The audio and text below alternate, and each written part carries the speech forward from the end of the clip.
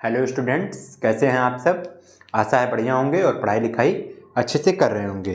तो quick revision series में आज हम फिर एक बार प्राचीन इतिहास के एक इम्पॉर्टेंट टॉपिक को लेकर चलने जा रहे हैं, पढ़ने जा रहे हैं। इसको अच्छे से पढ़िएगा, ये इम्पॉर्टेंट टॉपिक है।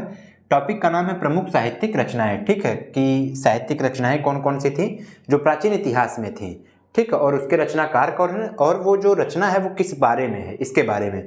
तो तीन चीज़ें हैं, एक तो रचना कौन सी है, रचनाकार कौन से हैं और कुछ विशेष तथ्य उस रचना के बारे में। तो चलिए, सबसे जो पहला हमारा ग्रंथ है, ठीक है स्टूडेंट्स, कौन सा है? अष्टाध्यायी। कौन सा है? अष्टाध्यायी। और अष्टाध्यायी के जो लेखक हैं यानी कि इसके रचनाकार जो हैं वो कौन है?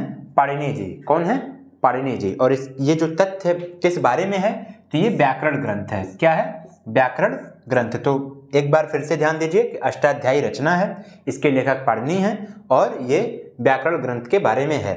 फिर सेकंड क्या है? मुद्रा राक्षस। ये सब इंपॉर्टेंट हैं, आपके एग्जाम में पूछे गए हैं, प्रीवियस ईयर पेपर में देखेंगे तो ये सब काफ़ी बार पूछे गए हैं, कई बार पूछे गए हैं। तो मुद्रा राक्षस ये जो रचना है, इसके जो लेखक हैं कौन है? विशाख दत्त जी। यानी कि मुद्रा राक्षस रचना के रचनाकार जो हैं वो विशाख दत्त हैं। और ये किस बारे में है? यह जो मौर्य काल है, ठीक है, मौर्य काल के बारे में है, उस समय के शासन प्रशासन इन सब के बारे में ये रचना है। फिर इसके बाद तीसरा आपका आता है महाभाष्य। क्या है? महाभाष्य। महाभाष्य के जो रचनाकार हैं स्टूडेंट्स वो हैं पतंजलि। कौन? पतंजलि। ठीक है, और ये किस बारे में है?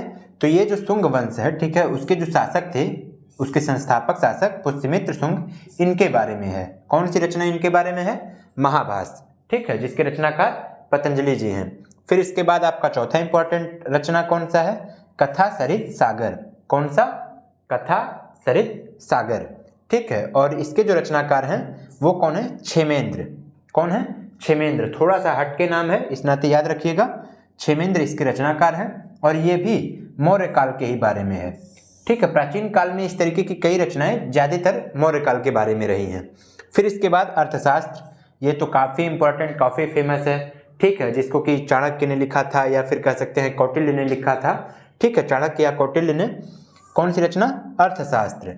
और यह किसके बारे में है? यह भी मौर्य काल के बारे में है।